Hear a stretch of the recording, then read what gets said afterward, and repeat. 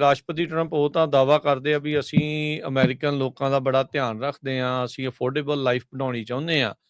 ਪਰ ਹੁਣ ਜਦ ਬਿੱਲ ਇੱਕ ਪਾਸ ਹੋਇਆ ਆ ਤੇ ਉਹਨੂੰ ਸਾਈਨ ਕਰਨਾ ਆ ਤੇ ਟਰੰਪ ਹੁਣੀ ਸਾਈਨ ਕਰਨ ਤੋਂ ਇਨਕਾਰ ਕਰ ਰਹੇ ਆ। ਉਹਨਾਂ ਨੇ ਜਿਹੜਾ ਇਵੈਂਟ ਰੱਖਿਆ ਸੀਗਾ ਅਮਰੀਕਨ ਲੋਕਾਂ ਦੀ ਜ਼ਿੰਦਗੀ ਮੋਰ ਅਫੋਰਡੇਬਲ ਬਣਾਉਣ ਵਾਲਾ, ਉਸ ਨੂੰ ਉਹਨਾਂ ਨੇ ਕੈਂਸਲ ਜਿਹੜਾ ਉਹ ਕਰ ਦਿੱਤਾ। ਬਿੱਲ ਜਿਹੜਾ ਆ ਉਹ ਸਾਈਨ ਨਹੀਂ ਹੋਊਗਾ, ਜਿਹਦੇ ਨਾਲ ਹਾਊਸਿੰਗ ਕਾਸਟ ਜਿਹੜੀ ਉਹ ਘਟਣੀ ਸੀਗੀ। ਸੋ ਫੋਕੇ ਦਾਅਵੇ ਜਿਹੜੇ ਆ ਉਹ ਟਰੰਪ ਦੇ ਇਸ ਟਾਈਮ ਸਾਹਮਣੇ ਆ। ਲੋਕਾਂ ਨੂੰ ਹੋਰ ਤਰੀਕੇ ਦੇ ਨਾਲ ਉਹ ਪੇਸ਼ ਕਰਦੇ ਆ, ਪਰ ਅਸਲ 'ਚ ਇੱਦਾਂ ਦੇ ਜਦੋਂ ਉਹ ਵਰਤਾਰੇ ਕਰਦੇ ਆ ਤਾਂ ਫਿਰ ਉਹ ਲੋਕਾਂ ਨੂੰ ਹੋਰ ਕਲੀਅਰ ਜਿਹੜਾ ਉਹ ਇਸ ਦੇ ਵਿੱਚ ਹੁੰਦਾ ਆ। ਬਾਈ ਪਾਰਟੀਜ਼ਨ ਹਾਊਸਿੰਗ ਬਿੱਲ ਸੀਗਾ, ਰੀਅਲ ਇੱਕ ਜਿੱਤ ਸੀ ਅਮਰੀਕਨ ਲੋਕਾਂ ਦੇ ਲਈ ਵੀ ਹਾਊਸਿੰਗ ਦੀ ਕਾਸਟ ਇਸ ਦੇ ਨਾਲ ਜਿਹੜੀ ਉਹ ਘਟੇ।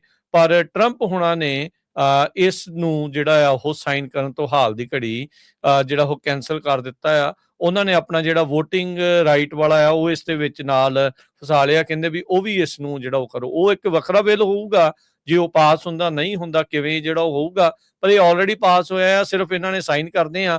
ਇਹ ਸਾਈਨ ਕਰਨ ਤੋਂ ਇਨਕਾਰੀ ਜਿਹੜੇ ਆ ਉਹ ਇਸ ਟਾਈਮ ਹੋਏ ਪਏ ਆ। ਬੱਚਿਆਂ ਲਈ ਜਿੱਦਾਂ ਕਈ ਵਾਰੀ ਜਿੱਦ ਨਹੀਂ ਜਿਹੜੀ ਉਹ ਕਰ ਲੈਂਦੇ, ਉਹ ਚੀਜ਼ ਜਿਹੜੀ ਉਹ ਬਣੀ ਪਈ ਆ। ਆਮ ਲੋਕ ਪਹਿਲਾਂ ਹੀ ਅਫੋਰਡੇਬਿਲਟੀ ਕ੍ਰਾਈਸਿਸ ਤੋਂ ਇੰਨੇ ਕੁ ਜ਼ਿਆਦਾ ਜਿਹੜੇ ਉਹ ਮਾਰੇ ਹੋਏ ਆ। ਉੱਤੋਂ ਇਹਨਾਂ ਨੇ ਜਦੋਂ ਈਰਾਨ ਤੇ ਲੜਾਈ ਲਾ ਲਈ, ਫਿਰ ਉਸ ਦੇ ਕਰਕੇ ਤੇਲ ਦੀਆਂ ਕੀਮਤਾਂ ਵਧਣ ਦੇ ਨਾਲ ਬਾਕੀ ਸਾਰੀਆਂ ਚੀਜ਼ਾਂ ਦੀਆਂ ਕੀਮਤਾਂ ਵਧੀਆਂ ਤੇ ਲੋਕਾਂ ਦੇ ਹਾਲਾਤ ਜਿਹੜੇ ਉਹ ਮਾੜੇ ਇਸ ਦੇ ਵਿੱਚ ਹੋਏ ਆ। ਸੋ ਕਈ ਜਿਹੜੇ ਲੋਕ ਆ ਉਹ ਇਹ ਕਹਿ ਰਹੇ ਆ, ਦੋਨੋਂ ਹੀ ਤਰਫੋਂ ਕਹਿ ਰਹੇ ਆ, ਕਹਿੰਦੇ ਵੀ ਅਸੀਂ ਬੜੇ ਡਿਸਅਪੁਆਇੰਟਡ ਆ ਵੀ ਟਰੰਪ ਹੁਣਾਂ ਨੇ ਜਿਹੜਾ ਡਿਸੀਜਨ ਲਿਆ ਆ ਇਸ ਬਿੱਲ ਨੂੰ ਸਾਈਨ ਨਾ ਕਰਨ ਦਾ।